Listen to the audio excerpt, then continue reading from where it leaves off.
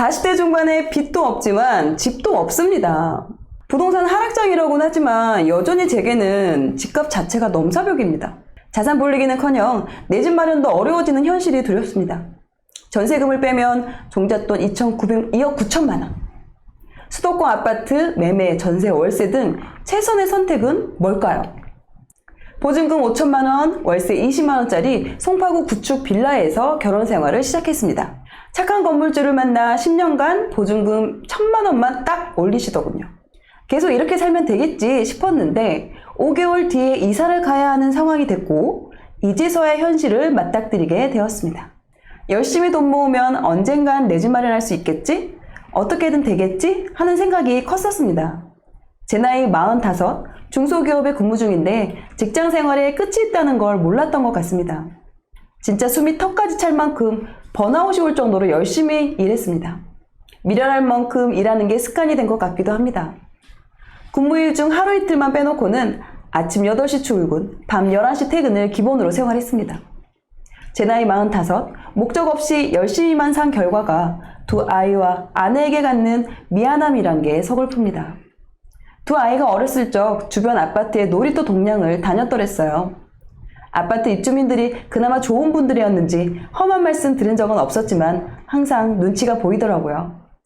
첫째가 학교에 들어가면서 집에 친구를 데리고 왔습니다. 우리 집 여기가 화장실이야, 여기는 침실이야 자랑하듯 소개를 하는데 왜 너희 집 화장실은 이래? 왜 엄마 아빠하고 한 방에서 잠을 자? 와, 너는 집 열쇠 있어서 좋겠다. 우리 집 열쇠 없는데. 너무 어린 아이들이었기에 악의 없이 정말 궁금해서 묻는 것이었죠. 하지만 아이들이 커가면서 아파트와 빌라를 자연스레 알더라고요. 아파트 중에서도 인지도 높은 브랜드와 아닌 브랜드로 구분을 하고요. 그간 정부 탓만 하면서 정책 문제로 집을 못 샀다고 생각했는데 실질적으로는 아무것도 안 하고 손을 놓고 있던 제 모습을 깨닫고 그간의 잘못된 방법과 방향을 수정하게 됐습니다. 내 집 마련 기초반 강의 중에 너나이님 과거 회상하시는 말씀을 들으면서 저는 그간 제 자신과 가족을 위해 방향을 잘못 잡고 살아왔구나 하고 반성하게 됐습니다. 가장 위험한 게 방향을 잘못 잡고 전력 질주하는 거라는데 제가 그 사례가 아니었나 싶습니다. 얼굴을 못 만났다면 눈보라치는 추운 겨울, 눈 감고 벼랑으로 계속 걷고 있었을 것 같습니다. 강의를 듣고 느낀 바가 커서 아내에게도 다시 진심으로 사과를 했습니다. 그간 당신 말 안 듣고 내 고집대로 마구잡이로 결정해서 미안해 라고요. 이제 아내에게 결과로 믿음을 주고 싶습니다. 아내는 교육 입지를 고려해 강동, 고덕 쪽으로 가고 싶어 합니다. 빌라도 상관없다고 하고요. 저는 실거주보다는 투자에 관심이 있습니다. 하지만 아내의 말을 따르는 것이 우선이겠죠. 40대 중반, 생애 첫 내 집 마련을 도와주세요. 투자를 공부하는 40대 중반, 외롭지 않게 열심히 살아가게 해주셔서 감사하다고 말하고 싶었습니다. 네, 지금 사연을 지금 보내주셨고 잠깐 이제 정리를 좀 하자면 지금 현재 40대 중반의 맞벌이 가장이시고요. 초등학생 아들이 2명이 있고 전세금을 포함해서 현재 전 재산이 2억 9천만 원이 있는 상태입니다. 지금 사연에는 안 나왔는데 내년 1월에 전세가 이제 만기가 되면서 또 거기가 이제 문화재로 뭐 지정이 되면서 이사를 가야 되는 상황이에요. 그래서 지금 내년 1월에 나와야 되는데 맞아요. 집을 내 집 마련을 사야 될지 아니면 전세로 가야 될지 월세로 가야 될지 이 부분에 대해서 좀 고민을 하는 사연이십니다. 네. 그러니까 40대에 열심히 직장 생활을 했는데 정신 차려보니 그 회사 생활이 남는 게 이제 5년밖에 안 남았고 돈 모은 돈은 거의 이제 한 2.5억 정도 있고 맞아요. 예, 이사를 이제 해야 되는 상황이 된 거예요, 사실은. 너무 이제 속상한 거죠. 사실 이제 30대 분들도 이 방송을 보면서 이제 앞으로 좀 생각해보면 좋을 것 같아요. 나중에 또 본인도 이런 상황이 올 수 있거든요. 맞아요. 네, 그래서 꼭 좀 같이 봐주시면 도움이 될 것 같아요. 저 여기서 잠깐 사연 중에 보면은 착한 임대인을 만나셔가지고 걔도 오랫동안 10년 동안 되게 저렴한 거주비로 사셨잖아요. 근데 이게 정말 과연 나한테 좋은 건가 라는 생각도 들더라고요. 왜냐면 맞아요. 주변에 이제 투자에 관심을 갖고 지금 투자를 시작하신 분들 중에 보면은 자본주의 임대인?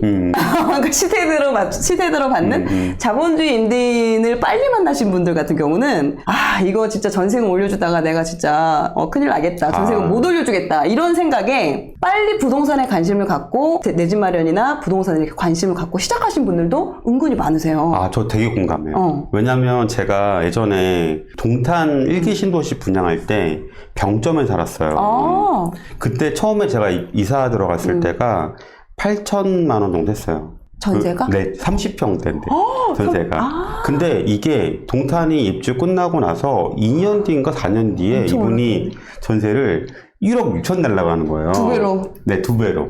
네, 그래가지고 제가 어떻게 했냐면 분당에 내 집 마련을 했어요. 그 덕분에. 네, 거기랑 사실 분당이랑 큰 차이가 안 난 거예요. 아, 그때 당시에는요? 네, 분당이 또 하락장이었고 판교 입주 때문에 되게 쌌어가지고 그 전세금이면 분당 조금 더 주고 분당을 할 수 있는 거예요. 네, 물론 평수는 되게 줄이긴 했어요. 네, 줄이긴 했는데 사실 또 이게 이렇더라고. 인생에 아이러니가 있더라고요. 그러니까요. 네, 좀 약간 저 그때는 되게 속상했거든요. 처음에는. 그치. 아니 갑자기 8천만 원이 월급쟁이가 너무한 어딨어요. 거 아니야? 네. 지금 갑질하는 거야? 네, 그런데 나중에는 오히려 그게 전화위복이 돼서. 그러니까 지금 어떻게 보면 이분 입장에서는 되게 또 좋은 임대인을 만나서 되게 좀 안정적으로 거기서 아이 키우고 그래 이렇게 하면은 결과적으로는 내 집 마련 할 수 있겠지라고 생각을 하셨는데 또 거기에 평생 살 수 없잖아요. 그 임대인분이 그래 평생 살아라 하진 않으니까 언젠가는 언젠가는 나와야 되는데 과연 그 나왔을 때 그 지역에 살 수 있냐는 거죠. 못 살죠. 맞아요, 이미 맞아요. 그 전세금이나 이런 게 훨씬 다른 데는 많이 올라버렸기 때문에 생활권을 바꾸던가 그러니까 이런 것도 어떻게 보면 마냥 전세금이나 이런 걸 안 올려줘서 좋다라고 생각하기도 좀 어려운 것 같은 또 생각이 들어서 좀 말씀을 한번 좀 드려봤던 것 같고. 코크님은 1월에 이사하는 거 어떻게 하실 것 같으세요? 저라면요. 왜냐면 이 부분이 지금 투자도 관심이 있으시긴 하지만 일단은 기본적으로 좀 실거주에 대한 좀 안정이 저는 좀 필요하다고 봐요. 왜냐면 특히나 지금 아이가 지금 2명이 있고 지금 초등 저학년이라서 이제 학교를 지금 초등학교를 지금 다니고 있는 상황이라서 무슨 지금 분위기에 집을 지금 떨어지고 있는데 근데 물론 이제 떨어질 수도 있고 내가 산 다음에 더 떨어질 수도 있지만 오르면 어떡할 거예요.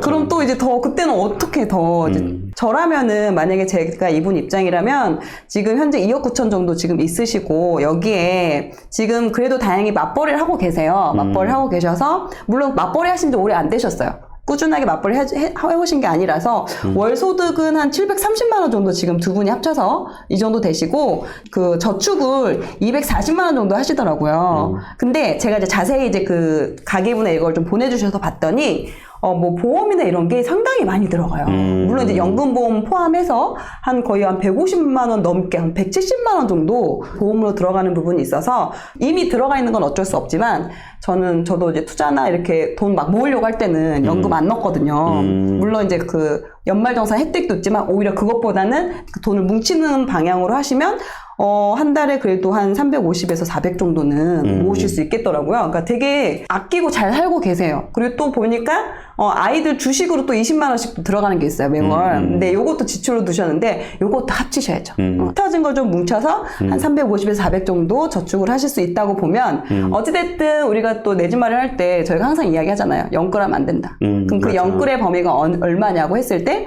원리금을 갚을 때 저축의 60%가 이내에 좀 하는 게 좋다. 너무 넘어가면 안 된다. 이자가 또 오를 수도 있고 하니까. 그래서 저는 이분이 그럼 한 달에 원리금으로 200만 원 정도, 200에서 220만 원 정도 낼 수 있는. 이것도 제가 기준을 한 30년 상환에 5%로 잡으니까 한 200에서 220 했을 때 대출 금액이 한 3억 5천에서 4억 정도 나올 수가 있더라고요. 그리고 지금 현재 생애 최초예요. 생애 최초이시기 때문에 대출을 그만큼 LTV를 80%를 쓸 수가 있습니다. 일단 지역은 강동구 쪽으로 이제 말씀을 드릴 건데 강동구여도 이게 규제 지역이어도 LTV 생애 최초는 그런 거 상관없이 LTV 80%로 대출을 받을 수 있는 부분이 있어서 그걸 좀 잘 활용하셨으면 좋겠어요. 코크님은 지금 이제 매수를 네, 매수를 말씀을 드리고 싶고 저는 이제 강동구에 있는 20평대 아파트를 매수를 하시는 거를 좀 말씀을 드리고 싶고요. 거기가 지금 매매가는 한 6억 초반, 전세가 4억 정도 하더라고요. 지금 전세가율이 그래도 65% 정도 되거든요. 그 정도면은 그래도 전세가가 좀 잘 받쳐주기 때문에 여기서 막 크게 떨어지기는 쉽지 않다라는 생각이 좀 들어서 오히려 그 단지를 좀 추천을 해드리고 싶고, 그렇다고 저희가 단지를 지금 말씀드릴 수가 없으니까 추후에 뭐 문자로 보내드리던지 이런 식으로 좀 알려드리면 좋을 것 같고요. 그래서 저는 또 여기를 선정한 이유가 아내분이 지금 직장을 다니고 계세요. 그리고 아이들이 초등학교 다니고 있으니까 아내분 직장과 가까운 곳에, 그리고 이분이 또 강동구를 벗어나고 싶어 하지 않으시니까 아이들 학교 끝나고 이런 케어를 할 수 있게끔 아내분 직장과 좀 가깝게 해서 지금 다니시는 데서 한 30분 정도 걸리시거든요. 아내분이. 남편분은 1시간 정도 걸려요. 괜찮아. 1시간 반도 아니고. 네. 그래서 이제, 그리고 아이가 또 초등학교 가까워요. 거기가 무슨 택지처럼 다 이러진 않지만, 그래도 옆에 또 다른 단지도 있어가지고, 초등학교 가기도 오히려 되게 안전하게 다닐 수 있고, 이 부분, 여기를 또 선택한 이유가, 추후에 이분이 투자 관심이 있을 수도 있고, 또 외벌이로 전향이 되실 수도 있고, 소득이 또 줄어드실 수도 있잖아요. 그럼 그런 경우에는 대출금 갚는 게 부담이 된다면, 지금 살고 있는 집을 전세를 주고 다시 월세나 이렇게 옮기실 수가 있는 상황이 될 수도 있거든요. 근데 그때 좀 염려되는 부분이, 전세 주고 다시 전월세 찾을 때 아이들 학교가 또 걸리는 부분이 있잖아요. 맞아요. 그럼 아이 학교나 이런 부분이 있을 때 오히려 제가 봤을 때 그 주변이 아파트도 있긴 하지만 좀 빌라나 이런 것도 좀 많이 섞여 있어요. 그래서 만약에 그런 월 상환금이 되게 부담이 되는 상황에 처하게 된다. 그러면 그때는 그 지금 살고 있는 집을 전세를 주시고 이제 대출금 상환하시고 그 주변에 좀 빌라 이쪽으로 이제 옮기시면 저렴하게 거주도 하실 수 있고, 그리고 아이들 학교 다니는 것도 옮기지 않고 거기서 이제 지낼 수가 있어서 저는 이쪽을 좀 선정을 했고, 더 떨어지고 뭐 그럴 수도 있긴 하겠지만 그래도 실거주를 좀 안정적으로 하시는 게 좋지 않을까라는 생각이, 또 지금 또 마침 생애 최초는 맞아요. LTV에 80%까지 있으니까. 혜택을 주니까 지역 상관없이 80% 해주거든요. 물론 이건 있어요. 이제 DSR은 또 한번 체크를 해보셔야 되는 부분이 있어요. LTV가 80이어도 DSR 40%가 걸리면은 그 한도가 안 나올 수 있는데, 지금 두 분이 현재는 세전소득이 1억이 넘더라고요. 1억이 넘을 때는 대출을 3억 5천에서 4억 정도, 그거 충분히 40% 이내로 나옵니다. 물론 신용대출이나 이런 게 없으셔야 돼요. 신용대출이 있으면 그 DSR을 많이 이제 잡아먹기 때문에 그런 건 다 정리를 하시고, 그렇게 이제 DSR 40% 이내에서도 충분히 대출이 나올 수 있다라고 말씀을 드리도록 하고요. 또 말 많이 했네. 고생했어요. 네. 사실 코크님 얘기한 부분들에 대해서 좀 약간 공감되는 부분은 많았어요. 근데 또 이제 이런 얘기를 하실 거예요. 만약에 아니 이렇게 하락장이 오는데 지금 집을 사라고 한 5년 뒤에 사는 게 낫지 않나? 이런 생각을 하실 거예요. 네, 근데 있으시죠. 그렇게 생각하시는 분들이 있으면 아마 10년 뒤에 부여조월부에 이분처럼 사연을 보낼지도 몰라요. 왜냐면 투자 초보들이 가장 많이 착각하는 게 뭐냐면요, 저점에 사서 고점에 팔려고 해요. 근데 그게 진짜 어렵습니다. 어렵죠. 예. 워런 버핏조차도 내가 싼 가격에 사서 비쌀 때 팔고 또 다시 쌀 때 사고 하지 않아요. 사서 오래 가지고 가는 거거든요. 이게 가치가 있는 것들은. 예, 저도 비슷하게 하고 있습니다. 그래서 여러분들이 저점에 하려고 한다고 하면 사실 이게 어려운 게 왜냐면, 만약에 지금 하락장이 시작한 게 맞아서 앞으로 한 2, 3년 동안 하락을 하면은 그때 집을 산다고 하면 주변에서 미쳤다는 소리를 들어요. 정말로. 저는 그랬어요. 제가 막 임장단역 집 살 때 사장님들이 큰일 난다고. 걱정해주고. 왜냐면 여기서 집 사가지고 손해본 분들이 너무 많으니까. 그래서 사실 초보가 그런 시장에서 남들은 다 반대하는데, 지금 하락장 조금 사실은 지금은 이제 꺾인 지가 이제 6개월, 이제 1년이 안 됐거든요. 근데 지금 이럴 때도 지금 이렇게 사람들이 흔들리고 하는데, 만약에 내가 집 가격 빠지고 3년, 4년, 5년 지나 집 산다? 절대 불가능합니다. 절대 불가능해요. 그래서 또 다행히 좀 코코님이 얘기하신 부분들이 조금 제가 볼 때는 이제 사기 좋은 시기가 와요. 솔직히 근데 코코님이 말한 아파트 아마 문자로 보내드릴 거예요. 네. 그 아파트를 지금보다 내년 초반에 사기를 권해드려요. 그러니까 왜 그러냐면, 저는 이분이 지금 청약 점수가 65점이에요. 네, 청약 점수가 65점이고 생애 최초이기 때문에. 근데 사실 또 둔촌주공이 내년 초에 청약이 있어요. 사실 저는 세계 최초의 청약을 좀 활용하시고 하시면 좋을 것 같아요. 예, 활용하시고 만약 둔천주공이랑 몇 군데 넣으셨다가 활용하실 수 있으면 그렇게 하시고. 근데 사실 65점이 인기 타입, 인기 평형은 안 되는 점수고, 만약에 지금 시장상이 굉장히 얼어붙어가지고 한다 치면은 사실 또 둔천주공 뭐 최근에 맞아요, 공사 맞아요. 관련해가지고 네, 네, 말이 네. 많잖아요. 보니까 이제 11월 달에 또 이제 공사 재개한다고 하더라고요. 예, 그러니까 저는 만약에 제가 이분이라면 인기 타입 말고 한번 넣어보지 않을까. 예, 넣어보고 나서 본인이 원하는 데가 안 됐어요. 그러면 그때 아까 말씀하신 데를 매수해도 괜찮지 않을까라고 생각을 합니다. 왜냐하면 그 입주가 터지면 강동 쪽의 아파트가 전체적으로 다 이제 영향을 받을 거거든요. 맞아요. 지금 바로 뭐 매수하기보다는 일단은 지금 청약 점수 65점이 있기 때문에 네. 이게 아주 안정적인 점수는 아니지만 그래도 네. 꽤 높은 점수잖아요. 그러니까 해볼만 시도해볼 만한. 예, 그리고 이거를 그냥 버리고 바로 매수하기에는 조금 애매하고, 그리고 사실 좀 좋은 거가 지금 어차피 조금 부동산 시장이 안 좋기 때문에 운이 좋은 게 더 빠질 수도 있거든요. 예, 그래서 뭐 지금 오히려 지금 그걸 한번 해보고 하는 게 낫지 않나 생각이 들고, 다만 그런 건 있어요. 예전에 판교 때도 그때 판교는 청약 적립이 되게 높았어요. 그래서 그걸 떨어진 사람들이 이제 집을 매수하는데 막 되게 많이 들어갔거든요. 그러니까 만약에 본인이 선택을 하셔가지고 둔천주공을 집어넣고 만약에 되면은 하고 안 되면은 바로 움직이셔가지고 뭐 집을 매수하시는 것도 괜찮지 않을까라고 생각이 들었습니다. 네, 그것도 안 됐을 경우에 플랜 B까지 말씀을 드렸습니다. 지금 너바나님께서 이제 또 청약을 말씀해 주셨고, 또 그 이후에 또 내 집 마련을 또 하시는 거에 대해서 말씀을 드렸어요. 네. 혹시 뭐 더 궁금하신 게 있으시면. 이제 청약 말씀을 해주셨는데요. 당장 이제 저희가 5개월 뒤에 나가야 되는데 그 사이에는 이제 어디에서 그러면 거주를 해야 되는지, 그다음에 이제 제가 이제 투자에 대해서도 관심이 많이 생겨서 이제 나중 얘기겠지만 이제 해외 투자나 상가 투자는 또 어떻게 하면 되는지, 그렇게 세 가지가 좀 궁금합니다.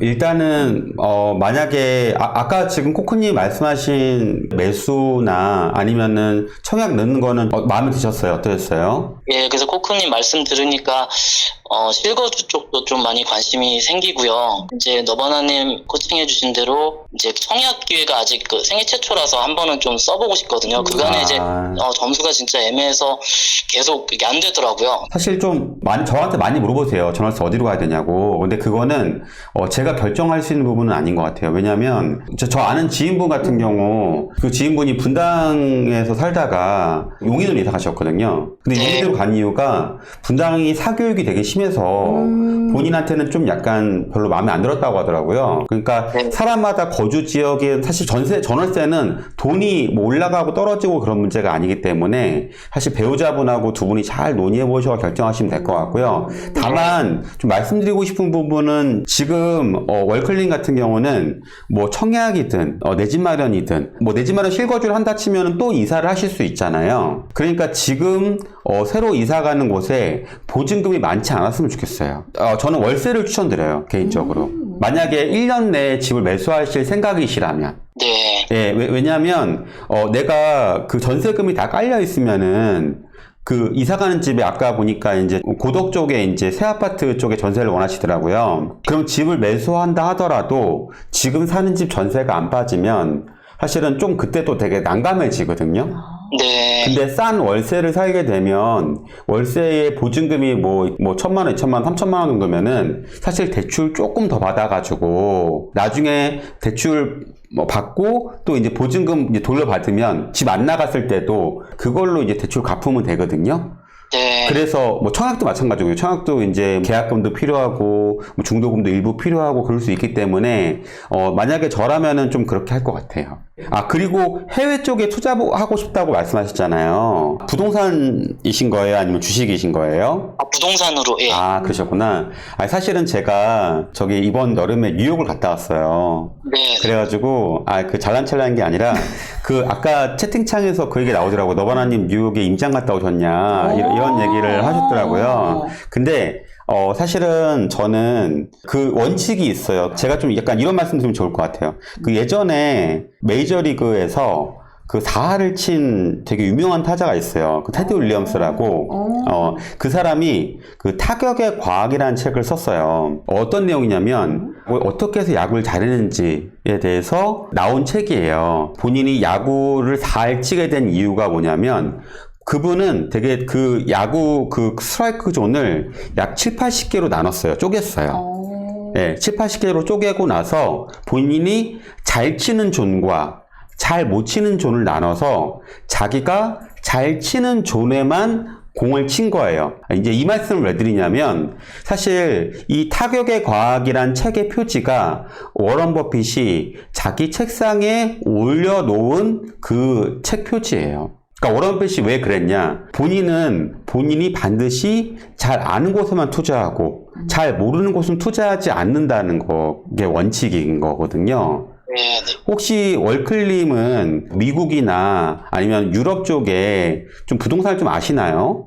아닙니다. 그건 아니고요. 제가 젊었을 때 이제 캐나다에서 한 2년 정도 생활을 했었거든요. 아, 그랬군요. 네, 그런 말씀을 제 주변에서 한번 들었거든요. 아, 그러셨군요. 나중에 기회 되면은 네. 이런 쪽에다가 하나 조그맣게라도 네. 한 가지 공간을 해놓으면 이제 좀 변두리 지역은 또 굉장히 저렴하니까 이렇게 해두면 아이들한테 이제 좋을 거다라고 이제 말씀을 해주셔서. 아, 맞아요. 네, 월클님 제가 좀 다른 질문을 드릴게요.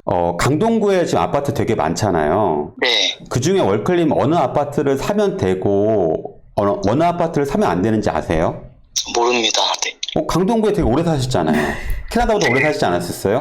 그러니까 사실은 월클님 그런 거예요. 네네. 많은 분들이 투자에 망하는 이유가 뭐냐면요. 그렇게 그냥 주변 정보를 인해서 매도를 하니까 막말로 강동구에 10년 살아도요. 내가 그거 투자하면 되는지 안 되는지 몰라요. 네. 사실 코크님 같은 경우나 저 같은 경우는 매도를 100건 넘게 했거든요.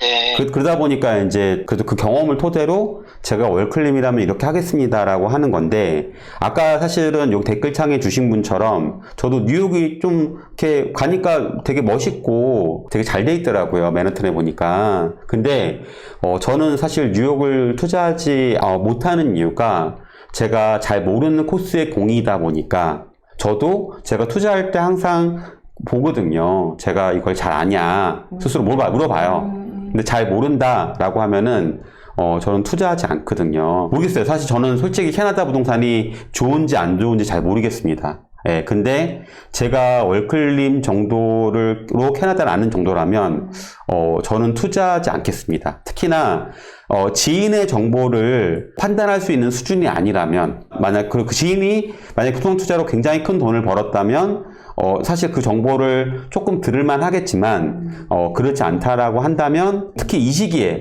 그 지인분이 언제 얘기하실지 모르겠어요. 근데 지인분이 그러니까 부동산이 또 그런 게 있거든요. 압구정 현대아파트를 2013년, 2015년에 투자하면 잘 투자한 거지만 또 사실 2007년이나 9년에 투자하면 또 잘한 거라고 말하기 또 어려울 수도 있거든요. 사실은 그 이후에 거의 반토막 났기 때문에. 예, 그래서 저 월클님께서 만약에 저라면 잘 모르는 지역엔 투자하지 않기 때문에 저는 해외에 투자하지 좀 않는 방향을 할 것 같아요. 아, 네. 잘 이해됐습니다. 아, 네. 건물 투자도 사실 좀 마찬가지예요. 근데 제가 볼 때 월클님이 제가 볼 때 그냥 좋은 건물을 투자하기에는 조금 종잣돈이 많지는 않은 것 같고요. 또 한 가지 중요한 건 뭐냐면 아파트는 투자하면 한 70%는 성공해요. 근데 건물은 70%는 실패합니다.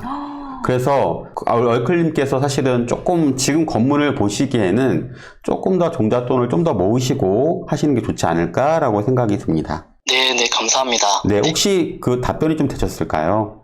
네, 사실 그 뒤에 두 가지는 이제 네. 제가 수업을 듣고 이렇게 하다 보니까 네, 호기심에.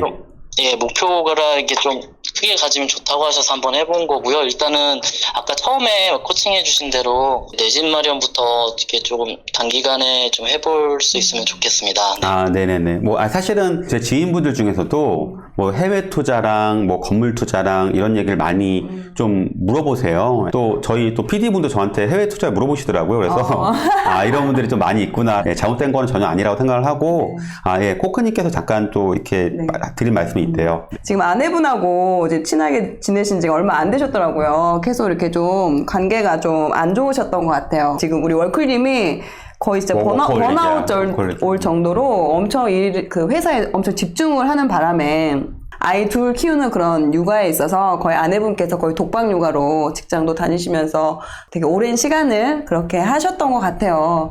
그래도 다행히 최근에는 그래도 우리 월클님께서 또 이렇게 진심 어린 또 사과도 하셨고, 행동으로 그리고 또 신뢰할 수 있는 모습을 보여주신다고 하니까 또 더 좋을 것 같고요. 근데 그런 것 같아요. 솔직히 와이프 입장에서는 사랑해 사랑해 이런 말 물론 좋죠. 좋습니다. 좋은데요. 말로만 끝나면 안 되고 행동으로 보여줘야 돼. 행동으로. 근데 어떻게 행동을 해주냐? 집안일을 좀 많이 해주십시오.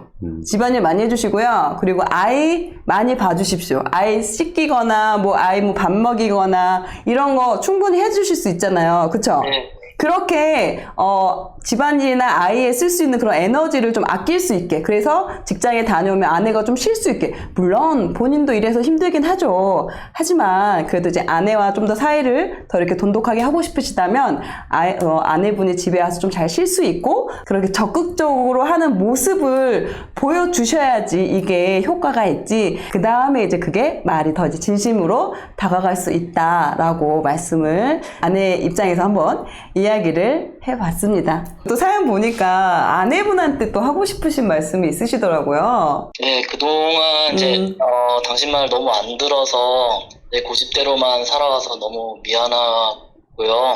사랑합니다. 네, 이렇게 또 관계가 좋으려면 노력해야 됩니다. 많은 분들이 이제 투자에 관심 가지면서 배우자 설득을 좀 하고 싶은데 어떻게 해야 되냐라고 하는데, 부부 사이는 설득이 잘 안 되는 것 같아요. 맞아요.